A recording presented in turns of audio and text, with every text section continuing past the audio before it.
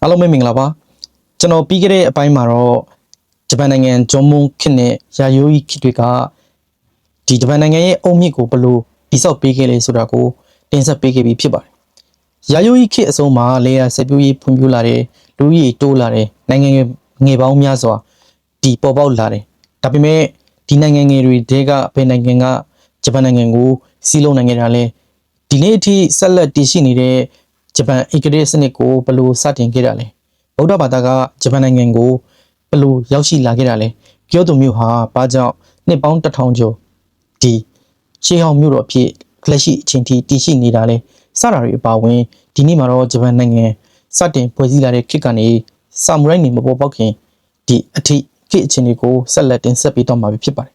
အားလုံးပဲအဆုံးထိနားထောင်ပေးကြပါဦးခင်ဗျာ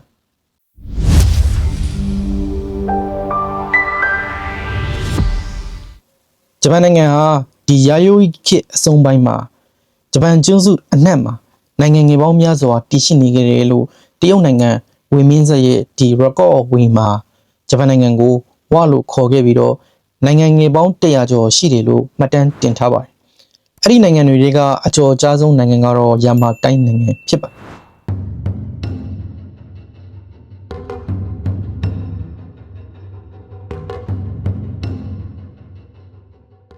ဒီယာမာတိုင်းနိုင်ငံကိုဥဆောင်ခဲ့တဲ့သူကတော့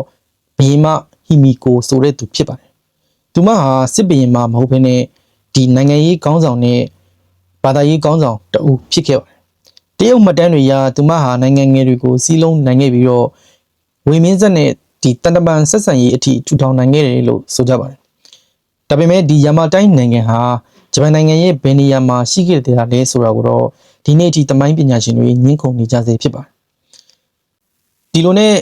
ဘီယမဟီမီကိုကွယ်လွန်သွားပြီးတဲ့နောက်မှာတော့အင်အားကြီးမျိုးနွယ်စုတွေထပ်ပြီးတော့ပေါ်ပေါက်လာခဲ့ပါတယ်။အဲ့ဒီခေတ်ကိုတော့ခိုဖုံးခေတ်လို့ခေါ်ကြပါတယ်။ခိုဖုံးဆိုတာအေယာမ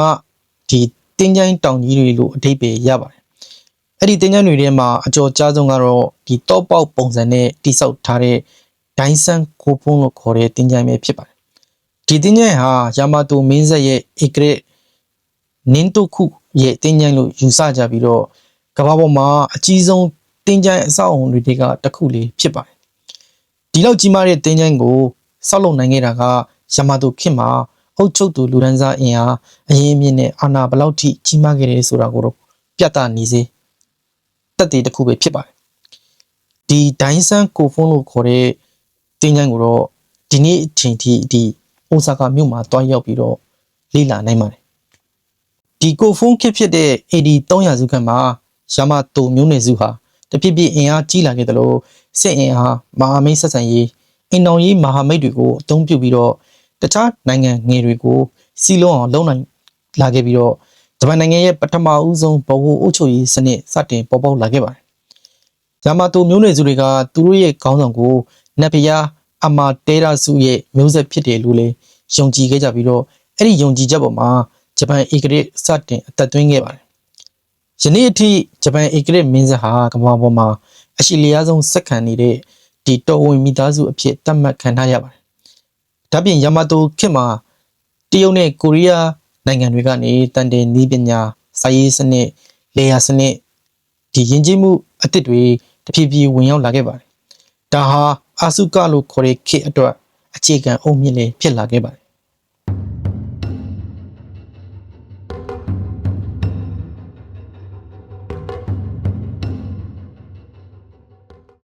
အဲ့ဒီနောက်အာစုကခေတ်ဖြစ်တဲ့ AD 938ခုနှစ်မှာယာမာတိုမျိုးနွယ်စုတွေကဂျပန်နိုင်ငံရဲ့ဗဟိုအာဏာကိုတဖြည်းဖြည်းတိဆောက်လာနိုင်ခဲ့ပြီးတဲ့နောက်မှာတော့ဂျပန်တမိုင်းကိုအကြီးမားဆုံးပြောင်းလဲပြစ်မဲ့အဖြစ်အပျက်တစ်ခုလေးထပ်မံဖြစ်ပေါ်လာခဲ့ပါတယ်။အဲ့ဒါကတော့ဗုဒ္ဓဘာသာဂျပန်နိုင်ငံကိုစတင်ရောက်ရှိလာခဲ့ခြင်းပဲဖြစ်ပါတယ်။ AD 938ခုနှစ်ကမှာကိုရီးယားကျွန်းဆွယ်ပေါ်မှာရှိတဲ့ဘတ်ဂျဲလို့ခေါ်တဲ့ဒီနိုင်ငံကနေပြီးတော့ယာမာတိုနန်းတော်စီကိုဗုဒ္ဓရုပ်ပွားတော်တစုနဲ့ဗုဒ္ဓကျမ်းစာတွေဖုံးတော်ကြီးတွေကိုလက်ဆောင်အဖြစ်ပို့ပေးခဲ့ပါတယ်။ဒါဟာဂျပန်သမိုင်းထဲမှာဗုဒ္ဓဘာသာစတင်ဝင်ရောက်လာတဲ့အချိန်အဖြစ်လေးသတ်မှတ်ထားကြပါတယ်။ဒါပေမဲ့အဲ့ဒီအချိန်ကလူတိုင်းကဗုဒ္ဓဘာသာကိုလက်ခံခဲ့တာတော့လုံးဝမဟုတ်ပါဘူး။ယာမာတိုနန်းတော်အတွင်းမှာလည်းဒီမျိုးနွယ်စုကြီးနှစ်စုကပြင်းပြင်းထန်ထန်အငင်းပွားခဲ့ကြပါတယ်။ စာကားလို့ခေါ်တဲ့မျိုးနွယ်စုကတော့ဗုဒ္ဓဘာသာဟာဒီယဉ်ကျေးမှုနဲ့နိုင်ငံတိုးတက်ရေးအတွက်အကျိုးရှိတယ်လို့ယုံကြည်ခဲ့ကြပါတယ်။ဒါပေမဲ့မိုနိုနိုဘဲမျိုးနွယ်စုနဲ့နခတ်တိုမီမျိုးနွယ်စုတွေကတော့ဒီရှေးရိုးဂျပန်ရှင်တိုနတ်ဘုရားတွေကိုစွန့်လွတ်ရမှာစိုးရိမ်ခဲ့ကြပါတယ်။ဒီညင်းပွားမှုဟာဒီနောက်ဆုံးမှာစစ်ပွဲတွေအထိဖြစ်ပွားပြီးတော့အဆုံးမှာတော့စာကားမျိုးနွယ်စုကအနိုင်ရခဲ့ပြီးဗုဒ္ဓဘာသာဟာဂျပန်နိုင်ငံတော်ဝန်တဖြည်းဖြည်းပြန့်နှံ့လာခဲ့ပါတယ်။ဒီဂျပန်နိုင်ငံမှာဗုဒ္ဓဘာသာစတင်ပြန့်နှံ့လာခဲ့တဲ့တမိုင်းကြောင်းကိုတော့ကျွန်တော်ဇန်ကိုကြည့်တမ်ပေလို့ခေါ်တဲ့ဖရားကျောင်းဗီဒီယိုမှာတင်ဆက်ပေးထားပါတယ်အားလုံးပဲတွားရောက်ကြည့်ရှုနိုင်ပါတယ်ဒီအာဆုကခစ်ကိုပြောတဲ့အခါမဖြစ်မနေပြောရမယ့်လူတစ်ယောက်လည်းရှိပါတယ်သူကတော့မင်းသား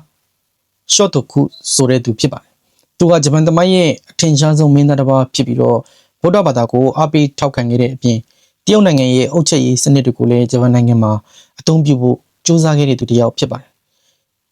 သူရေးဆွဲခဲ့တဲ့17 article constitution ဟာယနေ့ခေတ်ဖွဲ့စည်းပုံအခြေခံဥပဒေလိုမဟုတ်ပေမဲ့အစိုးရအရာရှိတွေလိုက်နာတဲ့ကိုကျင့်တရားနဲ့အုပ်ချုပ်ရေးမူဝါဒတွေကိုရေးသားထားတဲ့စာတမ်းတစ်ခုပဲဖြစ်ပါတယ်။အဲ့ဒီထဲမှာညီညွတ်ခြင်းဟာအရေးကြီးဆုံးဖြစ်တယ်ဆိုတဲ့အယူအဆကိုလည်းအထူးအလေးထားဖော်ပြထားပါတယ်။ဒါပြင်ဒီအာဆုကခေတ်မှာဂျပန်နိုင်ငံဟာတရုတ်နိုင်ငံရဲ့စွင်းနဲ့တန်မင်းဆက်တွေစီကိုကိုယ်စားလှယ်အဖွဲ့တွေအချင်းချင်းဆေလွတ်ခဲ့ပါတယ်။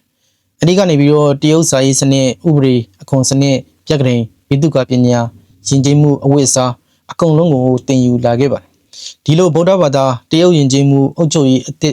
စနစ်တွေရှိလာခဲ့ပေမဲ့အုပ်ချုပ်ရေးစနစ်ကိုဒီထက်ပိုပြီးတော့ခိုင်မာအောင်ပြောင်းလဲဖို့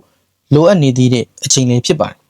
ဒါကြောင့် AD 645ခုနှစ်မှာတိုင်းခ reform လို့ခေါ်တဲ့ဒီအကြီးမားဆုံးနိုင်ငံရေးပြုပြင်ပြောင်းလဲမှုကြီးကိုစတင်ပြုလုပ်ခဲ့ပါတယ်အဲ့ဒီပြုပြင်ပြောင်းလဲမှုအပြီးမှာမြေယာတွေအလုံးဟာဧကရစ်ပိုင်မြေယာတွေအဖြစ်သတ်မှတ်ခံခဲ့ရတာကြောင့်ဒေသခံမျိုးနွယ်စုတွေရဲ့အာဏာကိုရှော့ချပြီးတော့ဗဟိုအစိုးရရဲ့အာဏာကိုပို့ပြီးတော့ခိုင်မာအောင်တည်ဆောက်နိုင်ခဲ့ကြပါတယ်ဒီအာဆုကခေတ်အဆုံးမှာတော့ဗုဒ္ဓဘာသာဟာဂျပန်နိုင်ငံတနိုင်ငံလုံးကိုပြန့်နှံ့လာခဲ့တယ်လို့တရုတ်နိုင်ငံရဲ့အုပ်ချုပ်ရေးစနစ်ကိုလည်းလေးလာနိုင်ခဲ့ပြီးတော့ဗဟိုအစိုးရကိုပုံမခိုင်မာအောင်တည်ဆောက်နိုင်ခဲ့ကြပါတယ်ဒါပေမဲ့ယာမာတိုအစိုးရဟာတရုတ်နိုင်ငံရဲ့ချင်းအန်းမြို့လိုကြီးကျယ်ခမ်းနားတဲ့မြို့တော်တစ်ခုကိုတည်ဆောက်ဖို့အိမ်မက်တစ်ခုကလည်းရှိနေသေးပါတယ်နောက်ဆုံးမှာတော့ဂျပန်နိုင်ငံဟာလူမျိုးစုတွေစုပေါင်းထားတဲ့နိုင်ငံတစ်ခုကနေပြီးတော့ဗဟိုအစိုးရရှိတဲ့နိုင်ငံတစ်ခုအဖြစ်ပုံမခိုင်မာလာခဲ့ပြီးတော့ဂျပန်နိုင်ငံရဲ့တမိုင်းမှာပထမဆုံးနဲ့အမြဲတမ်းမြို့တော်ကြီးတစ်ခုကိုတည်ဆောက်နိုင်ခဲ့ကြပါတယ်ဒါကြောင့် AD 910ခုနှစ်မှာမြို့တော်ကိုဟေဂျောကျိုလို့ခေါ်တဲ့မြို့သစ်စီကိုရှေ့ပြောင်းခဲ့ပါတယ်ဒီနေ့ခေတ်မှာတော့အဲ့ဒီမြို့ကိုနာရလို့လူသိများပြီးတော့နာရမြို့ဟာဂျပန်နိုင်ငံရဲ့ပထမဆုံးမြို့တော်အဖြစ်သတ်မှတ်ခံခဲ့ရတဲ့မြို့လေးဖြစ်ပါတယ်ဒီနာရမြို့ကိုတိစောက်တဲ့အခါမှာလဲတရုတ်နိုင်ငံတန်မင်းဆက်ရဲ့မြို့တော်ချင်းအန်းမြို့ကိုနမူနာယူပြီးတော့လမ်းမကြီးတွေကိုဖြောင်းဖြောင်းတန်းတန်းနဲ့တိစောက်ခဲ့တယ်လို့နန်းတော်ကိုလည်းမြို့ရဲ့မြောက်ဘက်မှာထားရှိခဲ့ကြပါတယ်အစိုးရရုံးတွေဈေးတွေဖျားကျောင်းတွေလူနေအိမ်တွေကိုလည်းစနစ်တကျထည့်သွင်းတိစောက်ထားခဲ့ပါတယ်အဲ့ဒီမတိုင်ခင်ကဂျပန်ဧကရစ်နန်းတော်ဟာဧကရစ်တစ်ပါးကွယ်လွန်သွားတိုင်းနေရာပြောင်းလဲရှိပေမဲ့နာရမြို့ကိုတိစောက်ပြီးတဲ့နောက်မှာတော့ဂျပန်နိုင်ငံဟာတမိုင်းမှာပထမဆုံးအချိန်အမြဲတမ်းမြို့တော်ရှိတဲ့နိုင်ငံဖြစ်လာခဲ့ပါတယ်။ဒါကြောင့်အဲ့ဒီအချိန်ကစပြီးတော့ဂျပန်ဟာလူမျိုးစုတွေစုနေတဲ့ဒေသတစ်ခုမဟုတ်တော့ဘဲနဲ့ဗဟိုအစိုးရရှိတဲ့နိုင်ငံတစ်နိုင်ငံဖြစ်လာပြီဆိုတာကိုထင်ဟပ်ပြသခဲ့ပါတယ်။ဒါပြင်ဒီနာရခေတ်မှာတရုတ်ပုံစံအုပ်ချုပ်ရေးစနစ်ကိုအပြည့်အဝအသုံးပြုလာသလိုနိုင်ငံတော်ဝန်ကိုပြည်နယ်တွေခွဲခြားလိုက်ပြီးတော့ပြည်နယ်တစ်ခုချင်းစီမှာဗဟိုအစိုးရကခန့်အပ်တဲ့အုပ်ချုပ်ရေးမှုတွေကိုတာဝန်ပေးခဲ့ပါတယ်။လူဦးရေစင်းကောက်ယူတာအခွန်ကောက်ခံတာစစ်သားစုဆောင်းတာအားလုံးကိုဗဟိုအစိုးရကစီမံခဲ့ပါတယ်။ဒီစနစ်ကို Risolio System လို့ခေါ်ပြီးတော့ဒါဟာခေတ်သစ်ဂျပန်အစိုးရစနစ်အတွက်အစောပိုင်းအခြေခံအုတ်မြစ်တစ်ခုလေးဖြစ်ခဲ့ပါတယ်။နာရခေတ်မှာဗုဒ္ဓဘာသာဟာနိုင်ငံရေးနဲ့လူမှုဘဝအတွက်အလွန်အရေးပါတဲ့အရာတစ်ခုဖြစ်လာခဲ့ပါတယ်။ပထမဦးဆုံးဧကရစ်ဖြစ်တဲ့ရှောမှုဟာနိုင်ငံတော်ဝန်ရင်းရမ်းစီဖို့နဲ့ယောဂဘေးတဘာဝဘေးတွေကိုကျော်လွှားနိုင်မှုဗုဒ္ဓဘာသာကိုအားပေးထောက်ခံခဲ့တယ်လို့နိုင်ငံတော်ဝန်မှာပြည်내တိုင်းအတွက်ဒီဖုံးတော်ကြီးကျောင်းတွေကိုတိစောက်ဖို့အမိန့်ပေးခဲ့ပါတယ်ဒီလိုနဲ့ဗုဒ္ဓဘာသာဟာဂျပန်နိုင်ငံရဲ့အဓိက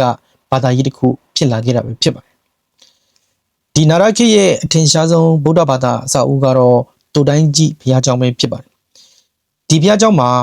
အမြင့်15မီတာနီးပါးရှိတဲ့ကျေးဝါနဲ့တွန်းလှုပ်ထားတဲ့ဗုဒ္ဓရုပ်ပွားတော်ကြီးကိုတည်ထားခဲ့ပါတယ်ဒီဗုဒ္ဓရုပ်ပွားတော်ကြီးကို Great ဗုဒ္ဓလို့လည်းခေါ်ကြတယ်လို့ဂျပန်နိုင်ငံမှာတော့ဂျပန်ဘာသာစကားနဲ့ဒိုင်းဘူးဆိုလို့ခေါ်ကြပါတယ်ဒီဗုဒ္ဓရုပ်ပွားတော်ဟာဂျပန်နိုင်ငံရဲ့တမိုင်းမှာ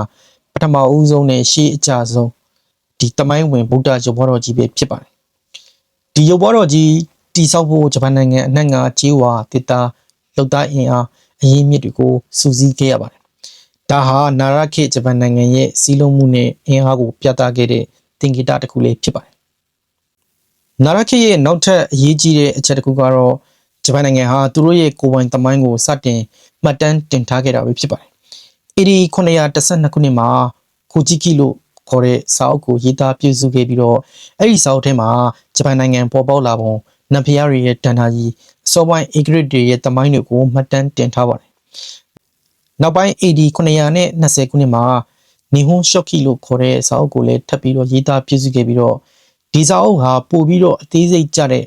ဂျပန်သမိုင်းမှတ်တမ်းတစ်ခုအဖြစ်ယနေ့တိုင်သမိုင်းပညာရှင်တွေအတွက်အလွန်တန်ဖိုးရှိတဲ့အရေးမြစ်တစ်ခုဖြစ်နေစေဖြစ်ပါတယ်ဒါပေမဲ့ဒီနာရခေဟာဒီလိုအောင်မြင်မှုတွေနဲ့ပဲပြည့်နှက်နေခဲ့တာတော့လုံးဝမဟုတ်ပါဘူးပြဿနာတွေလည်းရှိခဲ့ပါတယ်ဗုဒ္ဓဘုန်းတော်ကြီးတွေနဲ့ဘုရားကျောင်းတွေဟာမြေယာတွေပိုင်ဆိုင်လာပြီးတော့ချမ်းသာလာကြတယ်လို့ဘုန်းတော်ကြီးတချို့ကတဖြည်းဖြည်းနိုင်ငံရေးအာဏာတွေဝင်ရောက်လာပြီးတော့နိုင်တွင်ရေးကိုဝင်ရောက်ဆွတ်ဖက်လာတာကြောင့်ဒီချင်းတွေကိုဧကရစ်နန်းတော်ကစိုးရိမ်လာခဲ့ပါတယ်ဒါကြောင့် AD 994ခုနှစ်မှာဧကရစ်ဖြစ်တဲ့ခမ်းမှုဟာမြို့တော်ကိုနာရကနေပြီးတော့ဟဲအန်ကျောလို့ခေါ်တဲ့မြို့သစ်စီကိုပြောင်းရွှေ့ဖို့ဆုံးဖြတ်ခဲ့ပါတယ်ဒီဟဲအန်ကျောဆိုတဲ့မြို့တော်ကတော့ယနေ့ကျွန်တော်တို့သိရှိကြတဲ့ရှေးဟောင်းမြို့တော်အဖြစ်လူသိများတဲ့ကျိုတိုမြို့ပဲဖြစ်ပါတယ်ဒီဆုံးဖြတ်ချက်ဟာဂျပန်တမိုင်းရဲ့နောက်ထပ်အလွန်အရေးကြီးတဲ့ခေတ်တစ်ခုကိုစတင်စေခဲ့တဲ့အချိန်လေးဖြစ်ပါတယ်အဲ့ဒီခေတ်ကတော့ဟဲအန်ခေတ်လို့ခေါ်ပါတယ်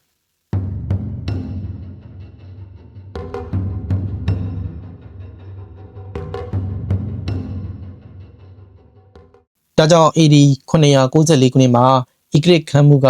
ဗုဒ္ဓဘုန်းတော်ကြီးတွေရဲ့နိုင်ငံရေးဩဇာအလွန်ကြီးမားလာခဲ့တာကိုတားဆီးဖို့နဲ့အုပ်ချုပ်ရေးစနစ်ကိုပြန်လည်ခိုင်မာအောင်တည်ဆောက်ဖို့ရည်ရွယ်ချက်နဲ့မြို့တော်ကိုနာရကနေပြီးတော့အဲ့ဒီခေတ်ကဟဲအန်ကျိုလို့ခေါ်တဲ့ယခုခေတ်ကျိုတိုမြို့ကိုပြောင်းရွှေ့ခဲ့ပါတယ်အဲ့ဒီချိန်ကစပြီးတော့ကျိုတိုဟာနှစ်ပေါင်း1000ကျော်ဂျပန်နိုင်ငံရဲ့မြို့တော်အဖြစ်တည်တံ့ခဲ့ပါတယ်ဒီဟဲအန်ခေတ်ကိုဂျပန်ယဉ်ကျေးမှုရဲ့ရွှေခေတ်လို့လည်းခေါ်ကြပါတယ်ဘာကြောင့်လဲဆိုလို့ရှိရင်အဲ့ဒီခေတ်မတိုင်ခင်အထိဂျပန်နိုင်ငံဟာတရုတ်ယဉ်ကျေးမှုကိုအတူယူနေတဲ့နိုင်ငံတစ်ခုဖြစ်ခဲ့ပါတယ်။ဒါပေမဲ့ဒီဟဲအန်ခေတ်ရောက်မှဂျပန်ဟာကိုယ်ပိုင်ယဉ်ကျေးမှုကိုယ်ပိုင်နည်းပညာကိုယ်ပိုင်ဖန်ရှင်ကိုယ်ပိုင်စာပေတွေကိုစတင်ဖန်တီးနိုင်ခဲ့ပါတယ်။ဒီနေ့ကျွန်တော်တို့မြင်နေရတဲ့ဂျပန်နိုင်ငံရဲ့ထူးခြားတဲ့ယဉ်ကျေးမှုအများစုဟာဒီဟဲအန်ခေတ်ကနေပြီးတော့စတင်လာခဲ့တာလို့တောင်ပြောလို့ရပါတယ်။ဒီဟဲအန်ခေတ်ရဲ့အကြီးမားဆုံးတည်ထွင်မှုတွေကတခုကတော့ဟီရာကာနာနဲ့ခတာခနာစာရေးစနစ်တွေပဲဖြစ်ပါတယ်။အရင်ကတော့တရုတ်စလုံးတွေကိုသာအသုံးပြုရတာကြောင့်ရေးဖို့ဖတ်ဖို့အလွန်ခက်ခဲခဲ့ပါတယ်။ဒါပေမဲ့ဟီရာကာနာပေါ်လာပြီးတဲ့နောက်ဂျပန်ဘာသာကိုပုံမလွယ်ကူစွာရေးသားလာနိုင်ခဲ့ပါတယ်။ဒါဟာစာပေလောကကိုအကြီးအကျယ်ပြောင်းလဲပစ်ခဲ့တာပဲဖြစ်ပါတယ်။ဒီဟဲခေတ်ကိုပြောမယ်ဆိုလို့ရှိရင်မဖြစ်မနေပြောရမယ့်လူတစ်ယောက်ရှိပါတယ်။သူကတော့မူရာဆာကီခိရှိဘူးဆိုတဲ့သူပဲဖြစ်ပါတယ်။သူမဟာနန်ဒရင်းအမျိုးသမီးစာရေးဆရာမတဦးဖြစ်ပြီးတော့ The Tale of Genji ဆိုတဲ့စာအုပ်ကိုရေးသားခဲ့ပါတယ်။ဒီစာအုပ်ဟာချစ်ချင်းမြတ်တာနိုင်ငံရေးနန်းတွင်းဘဝလူတွေရဲ့စိတ်ခံစားချက်တွေကိုအလွန်အသေးစိတ်ဖော်ပြထားတဲ့ဝတ္ထုပဲဖြစ်ပါတယ်။သူတည်တည်အများစုကတော့ဒီစာအုပ်ကိုကမ္ဘာပထမဆုံးဝတ္ထုအဖြစ်တောင်သတ်မှတ်ထားခဲ့ကြပါတယ်။ဒါဟာဟဲအန်ခေတ်ဂျပန်ယဉ်ကျေးမှုဘယ်လောက်ထိမြင့်မားခဲ့လဲဆိုတာကိုပြသနေတဲ့သက်သေတစ်ခုလေးဖြစ်ပါတယ်။ဒါပေမဲ့ဒီနန်းတော်ထဲမှာတော့ဖူဂျီဝါရလို့ခေါ်တဲ့နောက်ထပ်အင်အားကြီးမြို့နယ်စုတစုပေါ်ပေါက်လာခဲ့ပါတယ်ဒီဖူဂျီဝါရမြို့နယ်ဟာဧကရစ်မိသားစုနဲ့အိမ်တော်ရေးဆွနေမှုတွေပြုလုပ်ပြီးတော့နိုင်ငံရေးအာဏာကိုတဖြည်းဖြည်းချုပ်ကင်လာခဲ့ပါတယ်တခါတရံဧကရစ်ကနာမည်သာရှိပေမဲ့အမှန်တကယ်နိုင်ငံကိုအုပ်ချုပ်နေတာကဖူဂျီဝါရမြို့နယ်ဖြစ်နေတဲ့အခြေအနေလေးရှိလာခဲ့ပါတယ်ဒါပြင်တစ်ဖက်မှာလည်းနောက်ထပ်ပြဿနာတစ်ခုပေါ်ပေါက်လာခဲ့ပါတယ်အဲ့ဒါကတော့ရှောင်းအန်လို့ခေါ်တဲ့ပုပ်ပလိကမြေယာစနစ်ပဲဖြစ်ပါတယ်အင်အားကြီးမျိုးနွယ်စုတွေဘုံကြီးကျောင်းတွေမင်းမျိုးမင်းနွယ်တွေဟာအခွန်ကင်းလွတ်ခွင့်ရတဲ့မြေယာတွေကိုပိုင်ဆိုင်လာပြီးတော့အချိန်ကြာလာတဲ့အမျှဗဟိုအစိုးရကထိန်းချုပ်နိုင်တဲ့မြေယာတွေယုံနှဲလာခဲ့ပြီးတော့အခွန်ဝင်ငွေတွေကျဆင်းလာပါတယ်ဒီလိုနဲ့ကျိုတိုက ဗဟိုအစိုးရရဲ့အာဏာဟာတဖြည်းဖြည်းအားနည်းလာခဲ့ပါတယ်ကျိုတိုနန်းတော်တွေမှာတော့စာပေကြပြဂီတအမှုပညာတွေအလွန်ထွန်းကားပြီးအေးချမ်းနေခဲ့ပေမဲ့မြို့တော်နဲ့ဝေးတဲ့ဒေသတွေမှာတော့ဒေသခံမြေရှင်တွေကသူတို့ရဲ့မြေယာတွေကိုကာကွယ်ဖို့လက်နက်ကိုင်စစ်တီတွေကိုစတင်စုဆောင်းလာခဲ့ကြပါတယ်။ဒါကြောင့်အစိုးရရဲ့အာဏာဟာမြို့တော်အပြင်ဘက်ကိုမရောက်နိုင်တော့ဘဲနဲ့ဒေသခံအင်အားကြီးမြို့နယ်စုတွေကကိုဒေသကိုအုပ်ချုပ်လာခဲ့ကြပါတယ်။ဒီလိုနဲ့ဂျပန်နိုင်ငံရဲ့အာဏာဟာတဖြည်းဖြည်းနန်းတော်တွေကနေပြီးတော့လက်နက်ကိုင်စစ်တီတွေစီကိုရှေ့ပြောင်းလာခဲ့ပါတယ်။ဗဟိုအစိုးရရဲ့အာဏာတဖြည်းဖြည်းအားနည်းလာတာနဲ့အမျှဒေသခံမြေရှင်တွေကသူတို့ရဲ့မြေယာတွေကိုကိုယ်တိုင်ကာကွယ်ဖို့လိုတာကြောင့်မြင်းစီကျွမ်းကျင်တဲ့မြပ်ပစ်တက်တဲ့ဓာတ်ကင်ကျွမ်းကျင်တဲ့စစ်တီတွေကိုစတင်ငားရမ်းလာကြပါတယ်။ဒီစစ်တီတွေဟာတဖြည်းဖြည်းဒီတီးခြားလူဒန်းစားတရက်ဖြစ်လာခဲ့ပြီးတော့သူတို့ကိုဆာမူရိုင်းလို့ခေါ်ကြပါတယ်။အစပိုင်းမှာတော့ဆာမူရိုင်းတွေဟာအေဂရစ်အတွက်မဟုတ်ဘဲနဲ့ဒေသခံမြေရှင်တွေအတွက်တိုက်ပေးတဲ့ကိုရန်တော်တွေဖြစ်ခဲ့ကြပါတယ်။ဒါပေမဲ့အချိန်ကြာလာတဲ့နဲ့အမျှသူတို့ရဲ့အင်အားဟာအေဂရစ်ထက်တောင်ဩဇာကြီးမားလာခဲ့ပါတယ်။အဲ့ဒီစစ်တီတော်တွေဟာနောက်ပိုင်းမှာဂျပန်သမိုင်းကိုလုံးဝပြောင်းလဲပြမဲ့လူဒန်းစားတရက်ဖြစ်လာခဲ့ပါတော့တယ်။သူတို့ကတော့ဆာမူရိုင်းတွေပဲဖြစ်ပါတယ်။ဆာမူရိုင်းတွေဘလို့ပေါ်ပေါက်လာခဲ့တာလဲဘူရှိတိုလို့ခေါ်တဲ့ကျင့်ဝတ်ကဘာကိုပြောချင်တာလဲပြီးတော့ဘာကြောင့်ဂျပန်နိုင်ငံရဲ့အာဏာဟာအေဂရစ်လက်ထက်ကနေပြီးတော့ရှော့ဂန်လို့ခေါ်တဲ့စစ်ဘရင်တွေနဲ့ဒီဆာမူရိုင်းတွေစီကိုရောက်သွားတာလဲဒီကြောင့်ຢာတွေကိုတော့ဂျပန်သမိုင်းအပိုင်း3မှာကျွန်တော်ဆက်လက်တင်ဆက်ပေးတော့မှာဖြစ်ပါတယ်အားလုံးပဲစောင့်မျှော်ကြည့်ရှုပေးကြဖို့တောင်းဆိုချင်ပါတယ်ဒီနေ့ဗီဒီယိုလေးကိုအဆုံးထိနားထောင်ပေးတဲ့အတွက်အားလုံးပဲကျေးဇူးအများကြီးတင်ပါတယ်ဒီလိုဂျပန်နိုင်ငံနဲ့ပတ်သက်တဲ့စိတ်ဝင်စားဖွယ်ရာတမိုင်းကြောင့်ဒီဘ ഹു တုဒအကြောင်းအရာတွေကိုနားထောင်ခြင်းနဲ့ဆိုရင်တော့ကျွန်တော်ရဲ့ channel လေးကို subscribe လုပ်ထားပြီး notification ဘုတ်တန်လေးကိုနှိပ်ထားဖို့တောင်းဆိုချင်ပါတယ်